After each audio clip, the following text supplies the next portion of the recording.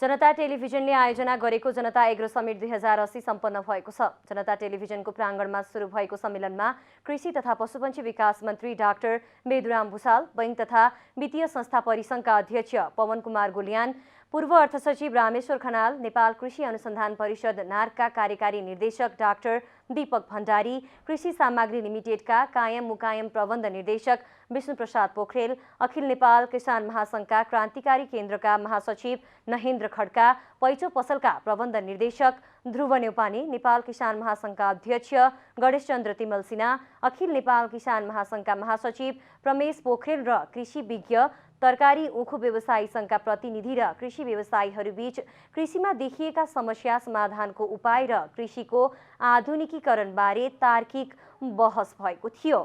राष्ट्रिय वाणिज्य बैंक, साल ट्रेडिङ कर्पोरेसन र पैचो पसलको पनि सहयोगमा भएको जनता एग्रो समिटमा वरिष्ठ पत्रकार एवं जनता टेलिभिजनका समाचार प्रमुख टङ्क पन्तले जनता एग्रो समिटको निष्कर्ष प्रस्तुत गर्नुभएको थियो। उहाँले किसानलाई नगद अनुदान होइन, सस्तो ब्याजमा ऋण, सिँचाइ, मल र बिउ बिजन तथा शीत भण्डारणमा अनुदान दिनुपर्ने, ढुवानी सस्तो हुनुपर्ने, कृषि उत्पादन बिक्रीको ग्यारेन्टी राज्यको तर्फबाट गर्नुपर्ने, निश्चित समय दिएर तत्काल उत्पादन गर्न सकिने, तरकारी, फलफुल, मासु, माछा लगायतको कृषि उत्पादन आयातमा नियन्त्रण गर्नुपर्ने समिटको निष्कर्ष रहेको उल्लेख गर्नुभएको थियो। कसैलाई बाटोमा हेर्यो पढेको छ, पढे लेखा छोराछोरी छ, जागिर पाएन भनेदेखि यसलाई गएर हलो जोताउनु पर्छ भन्ने किसिमका किसानलाई नीच तरिकाले हेर्ने प्रवृत्ति हामीबाटै भएको छ, राज्यबाटै भएको छ। त्यसले गर्दाखेरि जुन किसिमबाट हामीले किसानको हक अधिकारको लागि र हामीले बोल्दै पनि आएका छौँ, किसानबाट उत्पादन चिजहरू, बिउको व्यवस्था राज्यले गर्नु पर्यो, मलको व्यवस्था राज्यले गर्नु पर्यो, सिँचाइको व्यवस्था राज्यले गर्नु पर्यो र त्यसको निर्यातको व्यवस्था राज्यले गर्नु पर्यो र राज्यले कुनै पनि जिम्मा नलिदिने। किसानले उत्पादन गर्छ, कहिले टमाटर फालेर जानुपर्छ, कहिले दुध पोखेर जानुपर्छ, कहिले माछा बगाएर फाल्ने परिस्थिति हुन्छ र देशमा ठुला ठुला परिवर्तन भए।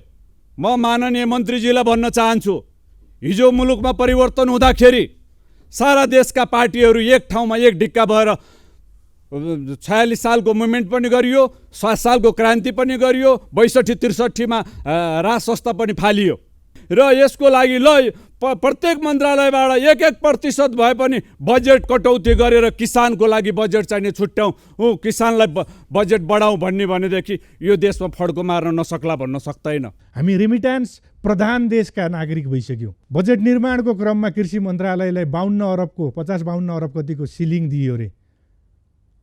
त्यसमध्ये लगभग 30 अरब रुपियाँ रासायनिक मल खरिदको लागि कृषि मन्त्रालयलाई चाहिन्छ रे। अनि बाँकी रहन्छ 20-22 कति अरब पैसा, त्यो कर्मचारीको तलब त्यही, कतिवटा परियोजना प्रोजेक्टहरू सञ्चालन भइरहेका छन् त्यसको पनि बजेट त्यही, सेवा सुविधा, गाडी, तेल, सबै भ्रमणहरूका कुराहरू पनि त्यही। अनि कृषिको रूपान्तरणको लागि, कृषि क्रान्ति गर्ने भनेर जुन हामीले भनिरहेका छौँ त्यसको लागि, किसानलाई सुरक्षा गर्नको लागि, अनुदान दिनको लागि हामीसँग बजेट कहाँ छ, खर्च कहाँ छ? यो कुरालाई हामीले, मलाई लाग्छ, गहन रूपमा विश्लेषण गर्यो भने हामी कहाँ छौँ र हामी कता जाँदैछौँ भन्ने कुरा प्रष्ट हुन्छौँ। हामी सही दिशामा गइरहेका छैनौँ। हामीले समीक्षा गर्नुपर्छ र हाम्रो राजनीतिक नेतृत्वले पनि यो कुरामा समीक्षा नगरेकै हो। आज हाम्रा गाउँका जमिनहरू बाँझो हुनुको मुख्य जिम्मेवार त्यो नेतृत्व पनि हो। खोजेको त देखिन्छ, तर कसरी आउँछ हेर्न बाँकी नै छ। यसरी धेरै खालका समस्याहरूको बीचबाट किसानहरू गुज्रिरहेका छन् र यसलाई हल गर्नका लागि हामीले खाद्य सम्प्रभुता ऐन ल्याएका छौँ। त्यसलाई नियमावली बनाएर अगाडि बढ्नुपर्ने हुन्छ। वैज्ञानिक भूमि सुधार सहितको कृषि क्रान्ति गर्नुपर्ने हुन्छ। किसानहरूका हकित र अधिकारलाई सुनिश्चित गर्नुपर्छ। किसान ऐन, कृषि ऐन र किसान कानुन, यी अलग अलग कानुनहरू ल्याएर राज्य सत्ता र पार्टी सत्तामा अहिले हामी समावेशीकरणको युगमा छौँ, तर किसानहरूको कुनै कोटा छैन। जात जाति भाषा वर्ग क्षेत्र लिङ्गको कोटा छ। तपाईँहरू पार्टीको भेला बैठक अधिवेशन हेर्नुभयो भने मजदुरहरूसम्मको कोटा छ, तर किसानहरूको कोटा छैन। त्यसैले पार्टी सत्ता र राज्य सत्ताका सबै अङ्गहरूमा किसानहरूको वर्गीय प्रतिनिधित्व सुनिश्चित गरिनुपर्छ। अहिलेसम्म हाम्रो विकास असफल हुनुको कारण कृषिलाई केन्द्रमा राखेर हाम्रा छलफल र चाहिँ बहसहरू भएका छन्। त्यसको आधारमा किसान परिचय पत्र दिइनुपर्छ। किसान परिचय पत्रका आधारमा कृषि अनुदान, कृषि ऋण, कृषि बिमा लगायतका वस्तुहरू सुनिश्चित गरिनुपर्छ। हामीले राज्यले अहिले नीति तथा कार्यक्रम आएको छ, बजेट आउँदैछ, माननीय मन्त्रीज्यू यहाँ हुनुहुन्छ, साना किसानहरूलाई टिकाइराख्ने र संरक्षण गर्ने नीति लिनुपर्छ। मध्यम किसानहरूलाई व्यावसायीकरण गर्ने नीति लिनुपर्छ। धनी किसानहरूलाई बृहत स्तरको व्यावसायीकरण र कृषि औद्योगिकरणतिर लैजानुपर्छ र स्थानीय उत्पादन र स्थानीय खपतमा ज्यादा जोड दिनुपर्छ। यसबाट आत्मनिर्भर कृषि अर्थतन्त्रको विकास गर्न सकिन्छ। त्यहाँबाट बढी भएको कृषिलाई चाहिँ अर्को क्षेत्रमा पठाउने र निर्यात गर्ने चिजहरू गर्नुपर्छ। यसका लागि अखिल नेपाल किसान महासङ्घ क्रान्तिकारी सहित 6वटा वामपन्थी किसान सङ्गठनहरूले तत्कालीन सम्माननीय प्रधानमन्त्री शेरबहादुर देउबाजीलाई 2079 साउन 14 गते हामीले 59 सूत्रीय मागहरू, हाम्रा धारणाहरू पेश गरेका छौँ। भर्खरै यो वर्तमान सरकारका सम्माननीय प्रधानमन्त्री पुष्पकमल दाहाल प्रचण्डज्यूलाई पनि 2080 साल वैशाख 17 गते 65 सूत्रीय मागहरू हामीले पेश गरेका छौँ। हामीलाई के विश्वास छ भने नेपाल सरकारले ती मागहरूलाई पुरा गर्यो भने नेपाली कृषिमा आमूल रूपान्तरण गर्न सकिन्छ। नेपाली किसानहरूको जीवनमा र जीविकामा ठुलो परिवर्तन ल्याउन सकिन्छ। भएको छ त्यो उत्पादन चाहिँ उहाँको आफ्नो जीवन चल्न सक्दैन। नचलिसकेपछि सम्पूर्ण दोष चाहिँ कृषिले पाइरहेको छ। किसानहरूले मैले गरे या कृषिले गर्दा म गरिब भइरहेको छु भन्ने सोचमा चाहिँ सबभन्दा ठुलो समस्या छ र त्यही सोच चाहिँ कृषि चाहिँ नकारात्मक हो भन्ने बुझाइमा चाहिँ समस्या देख्छु। मैले देखेको सामान्य हिसाबले एउटा देखेको आजको दिनमा मकैको उत्पादनको लागत हेर्ने हो भने तराईमा 20 रुपियाँ केजी उत्पादन लागत रहेछ र आज हामी 42-43 मूल्यमा बेच्छौँ भने पहाडमा 28 रुपियाँ छ। हामी पैँचु पसल आफैले 45 रुपियाँ केजीमा खरिद गर्छौँ। थोरै किसानले धेरै उत्पादन गर्नु पर्यो। एउटा किसानले कमसेकम 10 जनालाई खाना पुर्याउन सक्नु पर्यो। एकातिर किसानहरूले थोरै उत्पादन गरे त्यसको कलेक्सन मेकानिजम छैन। फ्याक्ट्रीलाई त भोल्युम चाहिन्छ, त्यो भोल्युम उसले पाउन सक्दैन। अनि बाहिरी बजारमा त्यो खालको नेटवर्क छ, त्यहाँबाट किन्न सजिलो हुन्छ। अर्को हेर्ने हो भने नेपालको कृषि मन्त्रालय छ। कृषि मन्त्रालयले के भन्छ त भने उत्पादन गर्ने मात्र भन्छ। त्यो उत्पादन पछाडि के गर्ने कृषि मन्त्रालय, मैले बजार विभागमा पनि पुगेको छु, सबै ठाउँमा पुगेको छु, त्यो खालको सोच भएको समस्या त्यहाँ म्यान पावर मैले देख्दिनँ। हाम्रो काम हो उत्पादन। म आफै गाउँमा बसेर काम गरेको छु, त्यही भएको ज्ञान केन्द्रसँग म 8-10 वर्षसम्म सम्बन्ध राखेँ। किन उहाँहरूले आफैले सिधै भन्नुहुन्छ तपाईँ त धनी मान्छे हो, तपाईँको ठुलो उद्योग छ, तपाईँको र हाम्रो सम्बन्ध किन जोडिनु पर्ला र भन्नुहुन्छ। त उहाँहरूलाई यो थाहा हुनु पर्यो कि यो उत्पादन पहिले बिक्री हुँदैन भने उत्पादन लगाउँदैन। म एउटा ब्राह्मणको छोरो हो, मैले धेरै पटक वेद विभिन्न हाम्रा सांस्कृतिक कुराहरू पढेँ, तर मलाई एउटा पनि आउँदैन। किन भन्दा मलाई त्यहाँ ध्यान छैन।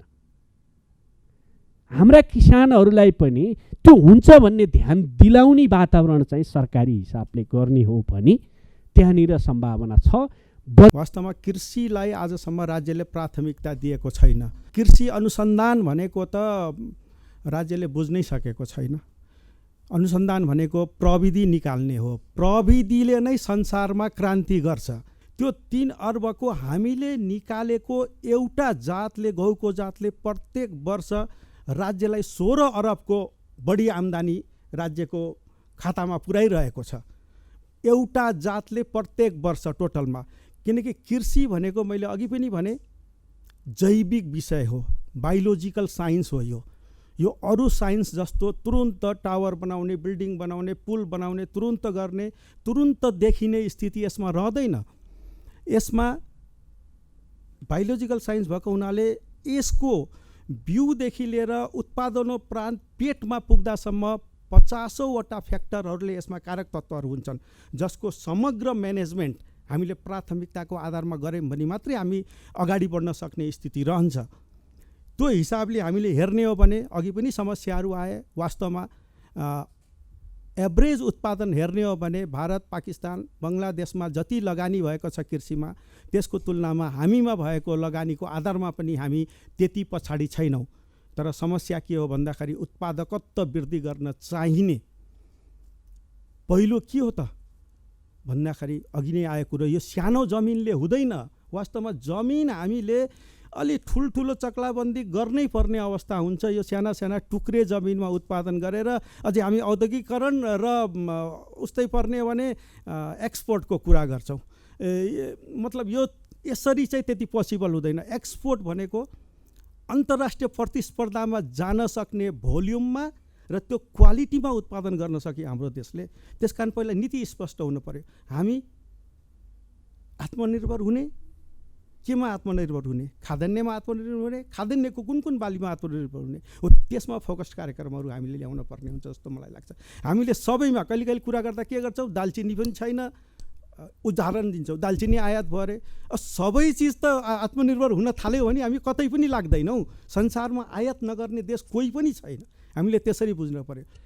मल आउँछ, आइराखेको छ, यत्रो आयात गरिए पनि त्यसले समाधान भएको छैन। त्यसको लागि अबको आवश्यकता के छ भने, एक त मललाई चाहिँ सबभन्दा पहिले ओजिएल गरिदिनु पऱ्यो। त्यो भनेको खुल्ला नीति लिनु पऱ्यो मलको लागि। खुल्ला गर्ने बित्तिकै 20 देखि 30% यसको भाउ घट्छ। अहिले जुन सरकारी तन्त्रले किन्छ त्यसमा चाहिँ अब धेरै डिटेलमा नजाउँ, त्यसले गर्दाखेरि त्यो एउटा प्राइस घट्छ र पुरै मोलमा चाहिँ स्थानीय त सरकारको तर्फबाट अब यो किसानका संस्थाहरूले त्यहाँ जोडेर एउटा चाहिँ संरचना बनाएर त्यसमा किसानहरूको कति जग्गा छन् तिनीहरूलाई चाहिँ मलको सुनिश्चितता गर्नुपर्छ र पुरै जुन भाउमा इम्पोर्ट भएको छ त्यसलाई चाहिँ स्थानीय त सरकारले किनेर त्यसलाई चाहिँ त्यो एउटा इम्पोर्टरले आफ्नो सानो नाफा राखोस् यसमा, त्यो पनि कृषि मन्त्रालयले सुनिश्चित गर्न सक्छ। त्यो गरेर उहाँहरूकोलाई जति चाहिने मल हो त्योभन्दा बढी नदिने, 2 बिघा छ भने 2 बिघाको हिसाबमा दिने गर्ने बनायो भने त्यसले चाहिँ मलको अहिलेको समस्या चाहिँ समाधान हुन्छ। र पालिकाले साना भण्डारण जुन आवश्यक छ, सबै चिस्यान केन्द्र नै सबै ठाउँमा चाहिँदैन। मकै हुने ठाउँमा हामीलाई ड्राई स्टोरेज चाहिन्छ भने त्यस्ता स्टोरेज बनाउनको लागि त्यो पनि पिपिपी मोडलमा बनाउन सकिन्छ। सरकारी अनुदान, ब्याङ्कको लोन र यसलाई चाहिँ यो चाहिँ त्यहीँको युवाहरूलाई डेभलप गर्न सकिन्छ। यसपछि चाहिँ तपाईँको अर्को कुरा भनेको अब यो ढुवानीको कुरा आउँछ। ढुवानीमा चाहिँ त्यो पनि पिपिपी मोडलमा हामी बनाएर बजारसम्म पुर्याउन सक्छौँ। अब बजारको कुरा गरौँ। बजारको कुरामा म यहाँहरूलाई अहिले अध्यक्षज्यूहरूलाई, एउटा किसानका सङ्गठनहरूको अध्यक्षज्यूहरूलाई एउटा कुरा सोध्न चाहन्छु। यसमा चाहिँ ध्यान आकर्षण गराउन चाहेँ। यहाँहरूले मात्रै होइन, हामी सबैले घरमा के खान्छौँ त? आजको मितिमा के खान्छौँ? हामी कोदो खान पनि छोडिसक्यौँ। फापर, कोदो, मकै पहाडी बेगका साथीहरूले छोडिसक्नुभयो खानको लागि। तराईमा बस्नेले हामीलाई मसिनो चामलै चाहिन्छ, त्यो पनि बासमती, त्यो लङ ग्रेन भन्छ नि, त्यो नै चाहिन्छ। म पाल्पा पुगेको थिएँ यस्तै कार्यक्रमको लागि, त्यहाँ पनि मैले बासमती राइस खान पाएँ। त्यहाँ त कमसेकम नेपाली खान पाउँछ भन्ने सोचबाट पुगेको थिएँ म। दालहरू पनि हामी त्यो पलिस भएको दालहरू खान सुरु गरेका छौँ। स्याउको अघि कुरा उठाउनु भयो, हामी नेपाली स्याउ खाँदैनौँ, त्यो टल्केको स्याउ खान्छौँ। जबसम्म हामीले यो सोच चेन्ज गर्दैनौँ, हामी जति कुरा गरे पनि हामी सफल हुँदैनौँ। मैले विदेशीहरूसँग, म त नेपालको सबभन्दा बढी एक्सपोर्ट गर्ने मान्छे हो, तर कृषिमा अहिले त्यो लेभलमा पुगेको छैन। कुरा गर्दाखेरि विश्वलाई मोमो खुवाउन सिकाएको नेपालीहरूले हो, तर पहिला नेपालीहरूले खायो अनि मात्रै सिकायो। आज हामी यहाँ बसिरहेका छौँ, यसमध्ये चाहिँ कति मान्छेलाई आज मस्याङको दाल के हो भन्ने कुरा हाम्रो युवाहरूलाई थाहा छैन, हाम्रो युवा पिँढीलाई थाहा छैन। हाम्रो सिमी कहाँबाट हुन्छ, अरू कुराहरू के हुन्छ, त्यसको गुण कति छ। त्यहाँ भएको राइस मार्सी हामीले धेरै सुन्यौँ, तर अरू पिङ्क राइस छन्, अरू विभिन्न छन्। 8 महिना लाग्छ फल्नको लागि। तिनीहरूलाई जोगाउनु पर्यो, तिनीहरूलाई चाहिँ बढाउनु पर्यो। हामी पहिला खानु पर्यो। जसले सक्छौँ त्यसले खाओस्, सबैलाई जबरजस्ती खुवाउनु जरुरी छैन। म अहिले हामी चाहिँ काला नुनिया राइस चाहिँ पूर्वमा हुन्छ, झापामा हुन्छ, आफ्नै खेतमा गरेर म त्यो मात्रै खान्छु अहिले। र केही पहाडी बेगको कुराहरू खान्छौँ। जबसम्म हामी आफ्नोबाट परिवर्तन गर्दैनौँ तबसम्म यो परिवर्तन हुँदैन भन्ने कुरा यो एउटा कुरा भयो। र यसको लागि चाहिँ एक्सपोर्ट गर्नको लागि नीति चाहिँ अलिक खुकुलो बनाउनु पर्यो। मूलभूत रूपमा नेपालमा कृषिको समस्या मैले देखेको चाहिँ यो मूल्य श्रृङ्खलामा जुन लाभ सिर्जना हुन्छ त्यो सिर्जना भएको लाभको ज्यादै सानो हिस्सा मात्रै किसानको हातमा पर्छ। मूल्य श्रृङ्खला भनेको के हो भने जस्तै अब उहाँले भन्नुभयो नि 7 रुपियाँ प्रति किलोमा टमाटर किसानले उत्पादन गर्छ बजारमा, कुनै बेलामा चाहिँ 40, कुनै बेलामा 80 पनि पुगेको छ। यदि 40 रुपियाँ पुगेको छ भने 33 रुपियाँको मूल्य सिर्जना भयो बजारमा। 33 रुपियाँको मूल्य सिर्जना हुँदाखेरि किसानले 10 पायो भने त्यो मूल्य श्रृङ्खलामा किसानको 3 रुपियाँले हिस्सा बढ्यो, किसानले 20 पायो भने 13 रुपियाँले बढ्यो। तर हुन्छ के भने किसानले कि त 7 रुपियाँ मात्रै पाउला, होइन भने 5 रुपियाँ 6 रुपियाँमा किसान चाहिँ बढ्छ। यो मूल्य श्रृङ्खलामा हामीले सुधार ल्याउनको निमित्त सरकारले के गर्नुपर्छ भन्ने सन्दर्भमा सरकारले 3टा कुरा गर्न सक्थ्यो। एउटा समर्थन मूल्य हामीले जहिले पनि नारा मात्रै लगायौँ, त्यसको निमित्त वास्तवमा बजेट ज्यादै ठुलो आवश्यक पनि पर्दैन थियो। हामीले वास्तवमा सरकारले असल संयन्त्र लिएर अगाडि हिँड्यो भने समर्थन मूल्यको सिद्धान्तलाई करिब करिब सबै बालीमा लागू गर्नुपर्छ र सरकारले पैसा दिनुपर्छ भन्ने होइन। उत्पादन भित्राउने बेलामा भन्नाले के भने फसल भित्राउने बेलामा अथवा कतिपय किसानले त तपाईँको फसल बारीबाटै टिपेर खुरुक्क चाहिँ बिचुरियालाई बेच्ने हो, फौबन्जारलाई बेच्ने हो अथवा कसैलाई बेच्ने हो, उसले बल्ल बजार पुर्याउँछ। त्यो पुर्याउन्जेलसम्म बिचमा चाहिँ अब 15, 20, 30 ज्यादै कम भयो भने 2 वटा 3 वटा मात्रै बिचौलिया होलान्।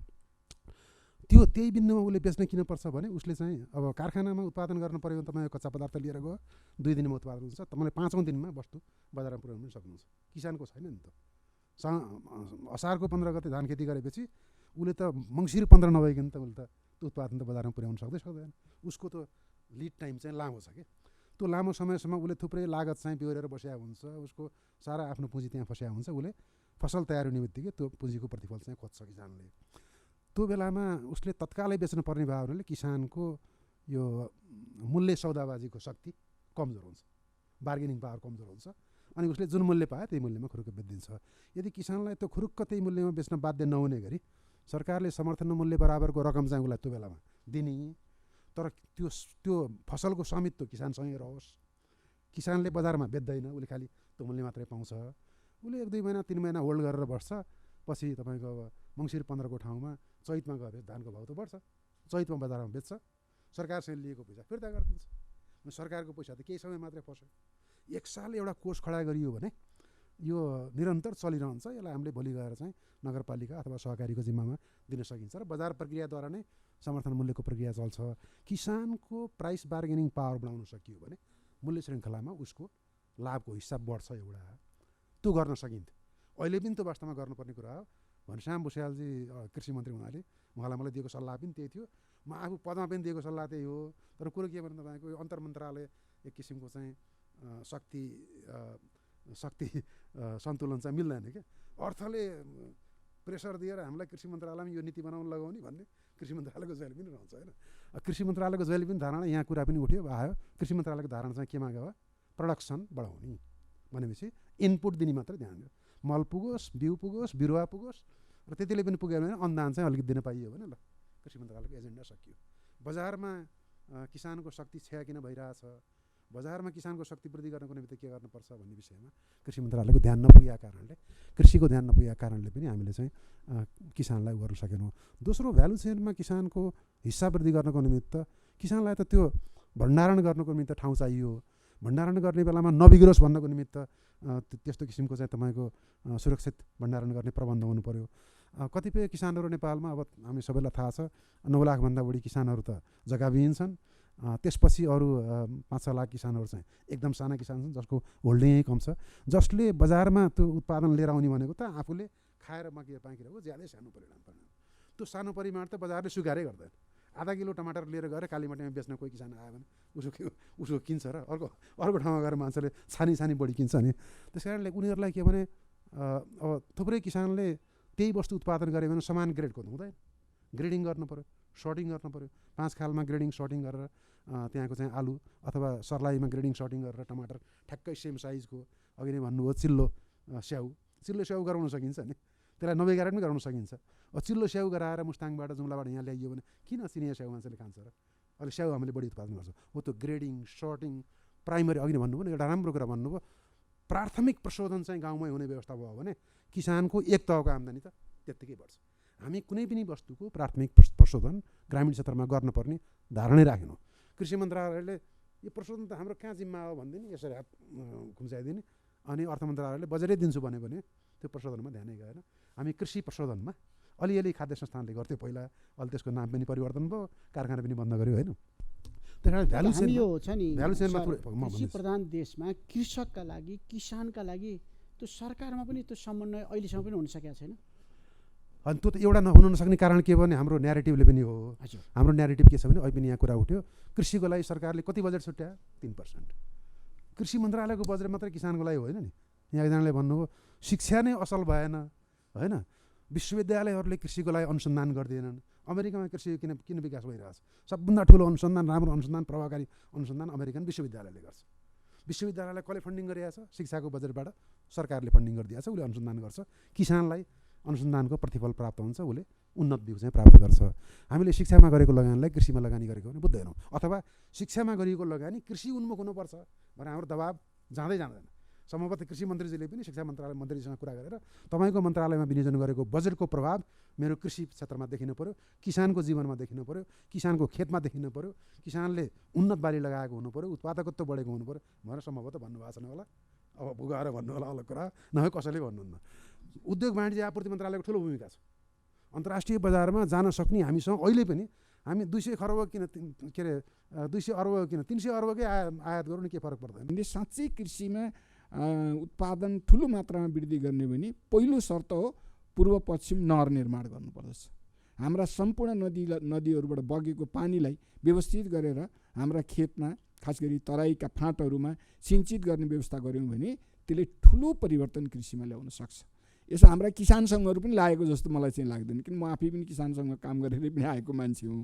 त्यस ढङ्गले चाहिँ किसानहरूको जीवनमा परिवर्तन ल्याउनका निम्ति हामीले चाहिँ कति भूमिका खेल्यौँ, कति अभियान चलायौँ भनेर हेऱ्यो भने छैन, त्यो चाहिँ गर्न सकेका छैनौँ। पार्टीहरूको तर्फबाट पनि भएको छैन, सरकारहरूको तर्फबाट पनि भएको छैन भन्ने देख्छु है मैले चाहिँ विश्लेषण गर्दा। यो चाहिँ एउटा मन्त्रीको हिसाबले भन्दा पनि मैले पनि एक प्रकारको अध्ययताको हिसाबले चाहिँ गरेको कृषिको क्षेत्रमा अध्ययन गरेको हिसाबले गरेको विश्लेषण पहिलो कुरा चाहिँ। दोस्रो चाहिँ जबसम्म हामीले चाहिँ उन्नत बिउ या बढी उत्पादनशील बिउको प्रयोग गर्दैनौँ तबसम्म उत्पादन बढ्न सक्दैन, स्वतः सिद्ध कुरा हो।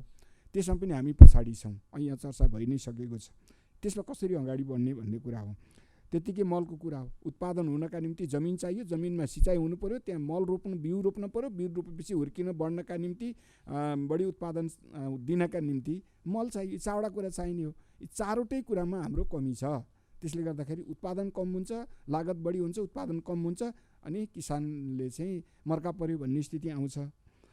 त्यस्तै गरिकन अब यन्त्रीकरण गर्ने त हामीले भनिरहेका छौँ, केही समय पहिलेदेखि यो यन्त्रीकरणमा जाने भनेका छौँ, तर अझै पनि पर्याप्त मात्रामा हामीले यन्त्रीकरणमा जान सकेका छैनौँ। खास गरिकन हाम्रा टुक्रे जमिनको कारणले हामी चाहिँ ठुलो यन्त्रबाट खेती गर्न सक्ने अवस्थामा छैनौँ।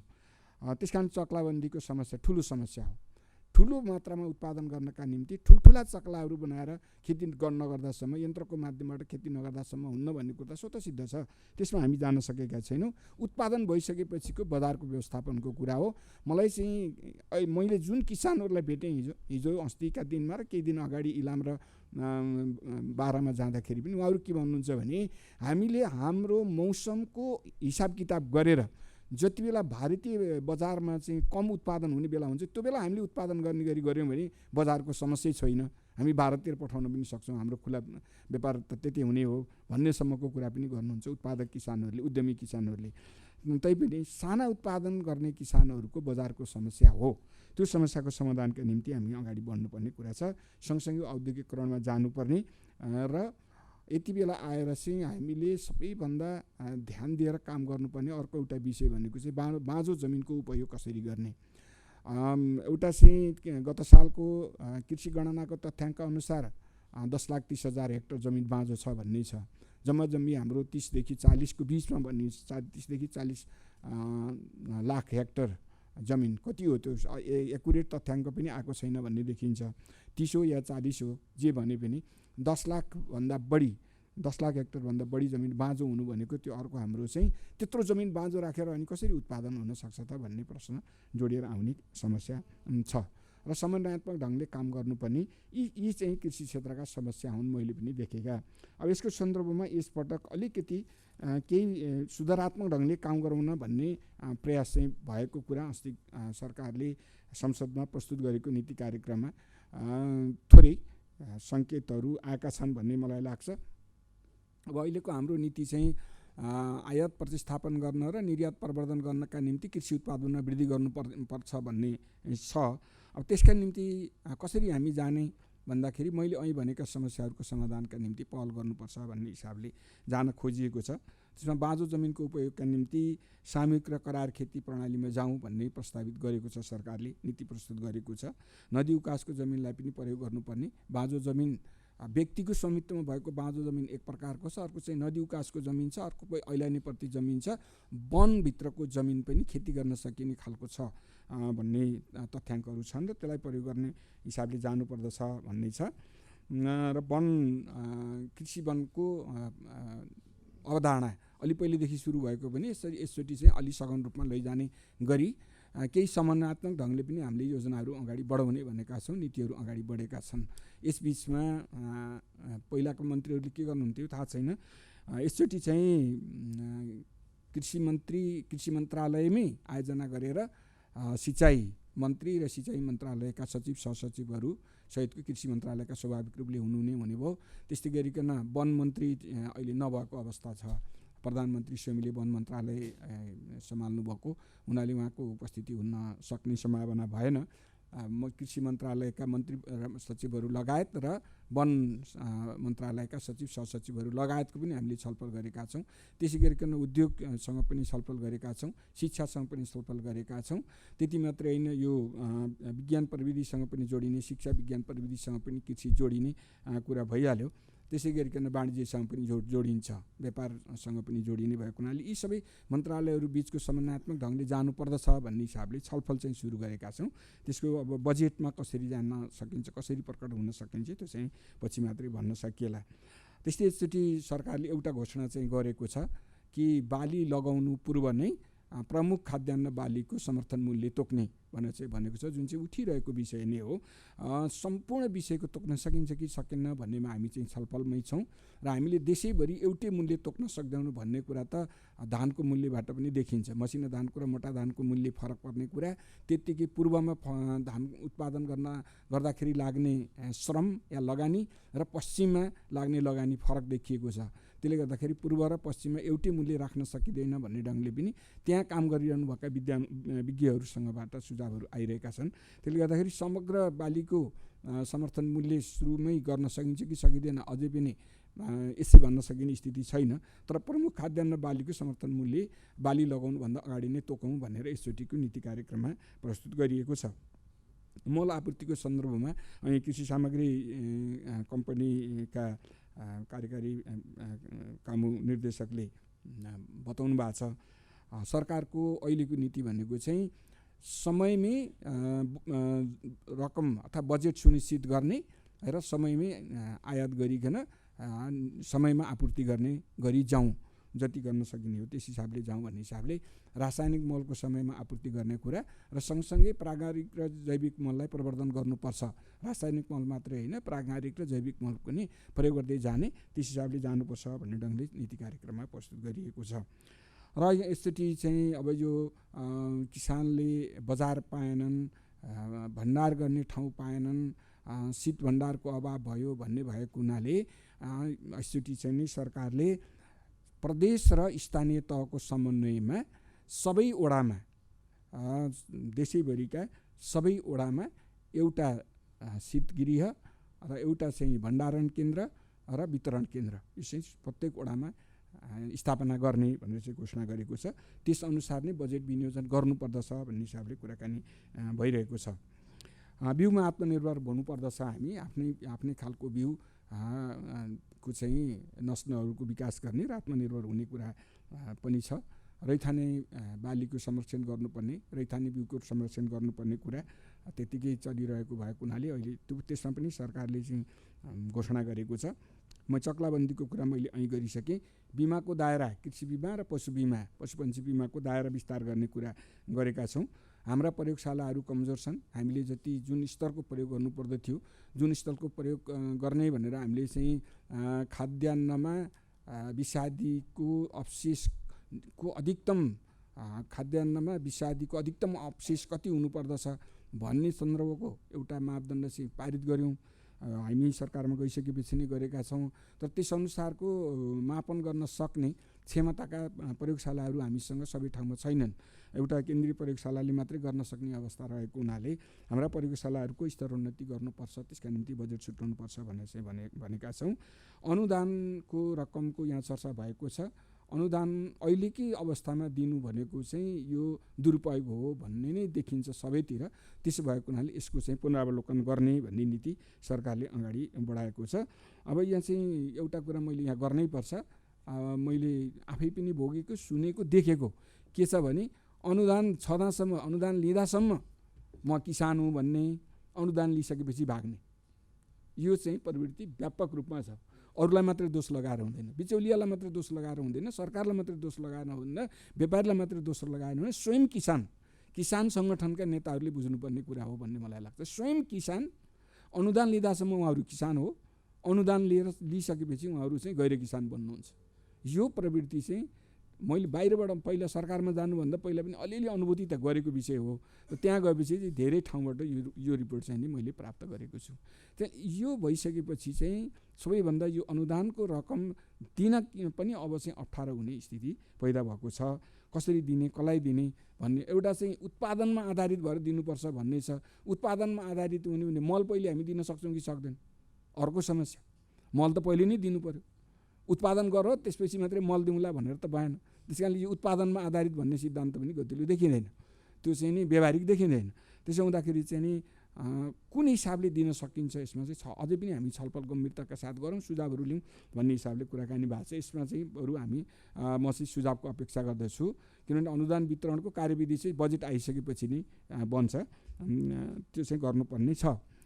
अब सेवामा अनुदान दिने भन्ने एउटा तर्क आइरहेको छ। जे सेवा चाहिन्छ, कृषि सेवा, जेटिओ सेवा, भेटरिनेरी सेवा जुन चाहिन्छ त्यसमा चाहिँ अनुदान दिने र विद्युतमा अनुदान दिने, मलमा अनुदान दिने, अरू चाहिँ नदिने हो कि भन्ने ढङ्गले पनि छलफल चलिरहेको छ। के गर्दा उपयुक्त हुन्छ भन्ने निष्कर्ष अझै निकालिएको छैन। अब किसानको वर्गीकरणको कुरा धेरै पहिलेदेखि उठेको कुरा हो। यसचोटि नीति कार्यक्रममा पनि आएको छ। किसानको वर्गीकरण गर्ने, परिचय पत्र, पहिचान गरिसकेर परिचय पत्र दिने कुरा, गरिब किसानको पनि पहिचान गरेर परिचय पत्र दिने कुरा 2 वर्षभित्र टुङ्ग्याउँछौँ, सक्छौँ भनेर नीति कार्यक्रममा घोषणा गरिसकिएको छ। यसै सन्दर्भमा एउटा चाहिँ यो खाद्य सम्प्रभुता ऐन अनुसारको नियमावली बन्न बाँकी रहेको कुरा किसान सङ्गठनका, किसान सङ्घ सङ्गठनका नेताहरूले मलाई मन्त्रालयमै गएर पनि भन्नुभएको थियो, छिटो अगाडि बढाउनु पर्यो। यो भयो भने चाहिँ किसान वर्गीकरण, किसानको पहिचान, किसानको वर्गीकरणपछि किसानले पाउने सुविधाका निम्ति सहयोग पुग्छ भनेर। त्यो मैले आफै पनि पहिलेदेखि यो ऐन बनेदेखि नै ऐन बनेर लामो समयसम्म नियमावली नबन्ने हाम्रो पुरानै रोग हो। यो खास गरिकन कर्मचारी तन्त्रको अल्छीपनको परिणाम हो भन्ने देखिन्छ। संसदले ऐन बनाइदिइसकेपछि तुरुन्तै लागू हुने भनेर लेख्या हुन्छ त्यहाँ। अहिले त बरु अहिले पछिल्लो कालमा तुरुन्तै होइन, 21 दिन वा 91 दिन या यति दिन भनेर राखौँ भन्ने सुरु भएको छ अहिले पछिल्लो कालमा चाहिँ। पहिला चाहिँ यो ऐन तुरुन्त लागू हुनेछ भनेर लेखिने चलन थियो। तुरुन्त लागू हुनेछ भनेछ, लागू हुनका निम्ति नियमावली बनाउनुपर्छ। नियमावली हामीलाई थाहा छ यो 77मा बने हो, यो होइन। खाद्य सम्प्रभुता ऐन चाहिँ 77मा बनेको, अहिले 80 हुँदा 3 वर्षसम्म नियमावली नबनेर अड्किएको छ। अहिले बल्ल मेरो टेबलबाट, मन्त्रीको टेबलबाट पास भएर अर्थ मन्त्रालयमा गएको छ। 15 दिन जति हुनला, त्यहाँबाट फर्किन्न। अब पूर्व अर्थ सचिव यहाँ हुनुहुन्छ होइन, त्यहाँको के तरिका हो। अब अर्थ मन्त्रालयबाट आइसकेपछि जानुपर्छ कानुन मन्त्रालयमा, कानुन मन्त्रालयबाट फेरि फर्केर सम्बन्धित मन्त्रालयमा आएपछि क्याबिनेटमा जान्छ, क्याबिनेट फेरि विधेयक समितिमा पठाउँछ, त्यो विधेयक समितिले पारित गरेपछि बल्ल त्यसले पनि स्वीकृत गरेपछि बल्ल स्वीकृत हुने हो। यो लम्बे तान जुन प्रक्रिया छ यसले पनि अप्ठ्यारो पारिरहेको छ। यसमा चाहिँ जुन नियमावली बनाइएको छ त्यसमा किसानको वर्गीकरण के आधारमा गर्ने, कति तहका किसानहरू हुन्छन्, कुन तहको किसान भन्ने कुरा त्यहाँ उल्लेख गरिएको छ। त्यो पारित भएर आयो भने त्यसका आधारमा हामीले चाहिँ किसानलाई वर्गीकरण गर्न सक्छौँ। किसानको वर्गीकरण गरिसकेपछि वर्गीकरण अनुसारको सेवा सुविधा किसानलाई दिन सक्छौँ, अनुदान पनि त्यही हिसाबले दिन सक्छौँ। त्यो एउटा आधार चाहिँ नि बन्दैछ। त्यत्तिकै कृषि ऐनको कुरा पनि अहिले मसौदा भएर मैले एकदमै तागिदा पनि गरिरहेको छु। मसौदा भएर चाहिँ अहिले मन्त्रालयभित्रै छलफलमा छ। अब छिटै अगाडि बढाउँ भन्ने हिसाबले चाहिँ कुराकानी गरिरहेको छ। अब अहिले यसचोटि चाहिँ हामीले अलिकति पहिला पनि सुरु भएकै विषय हो यो, त्यति धेरै प्रभावकारी रूपमा गएन कि भन्ने छ। कृषि एम्बुलेन्सको व्यवस्था गरौँ सबैतिर, जसले स्थानीय तहमा सानो मात्रामा उत्पादन भएका कृषि उत्पादनहरूलाई पनि सङ्कलन केन्द्रहरूमा पुर्याउन सक्छन् या नजिकको बजारसम्म पुर्याउन सक्छन् भन्ने कुरा पनि अगाडि सारेका छौँ। सँगसँगै एउटा चाहिँ यो पशु सेवा, कृषिलाई पशुपालनसँग जोड्नै पर्दछ। पशुपालन नगरिकन कृषि मात्रै गर्छु भन्ने कुरा जो एकपक्षीय हुन्छ। एउटा राम्रो प्रयोग चाहिँ हाम्रो लुम्बिनी प्रदेशमा गरिएको कुरा त्यहाँको अहिले जो कृषि सचिवको रूपमा रहिरहनु भएको छ उहाँले कृषि जमिनको प्लटिङ तत्काल रोकिनु पर्दछ। स्थानीय सरकारलाई कृषि जमिन वर्गीकरण गर्न दिँदा ठुलो विकृति देखिएको छ। स्थानीय सरकारले जग्गा कारोबारको दबावमा सबै जमिनलाई व्यावसायिक भनेर वर्गीकरण गर्ने ठुलो विकृति देखिएको छ। यस विकृतिलाई नियन्त्रण गरी कृषि भूमिको संरक्षण गर्नुपर्दछ। विद्यालयदेखि नै कृषि शिक्षा र पोषण शिक्षा अनिवार्य गर्नुपर्दछ। कृषि अनुसन्धान र कृषि कलेज विस्तारमा सरकारले तत्काल कदम चाल्नुपर्ने देखिएको छ। यी केही निष्कर्षहरू हामीले कृषि समिटबाट निकालेका छौँ। कृषि योग्य जमिनको प्लटिङ तत्काल रोकिनुपर्ने, स्थानीय सरकारलाई कृषि जमिन वर्गीकरण गर्न दिँदा ठुलो विकृति देखिएको भन्दै समाचार प्रमुख टङ्क पन्तले विकृतिलाई अन्त्य गर्ने, विद्यालय तहदेखि नै कृषि शिक्षा र पोषण शिक्षा अनिवार्य गर्नुपर्ने, कृषि अनुसन्धान र कृषि कलेज विस्तारमा सरकारले तत्काल कदम चाल्नुपर्ने देखिएको निष्कर्षसहित जनता एग्रो समिट सम्पन्न भयो।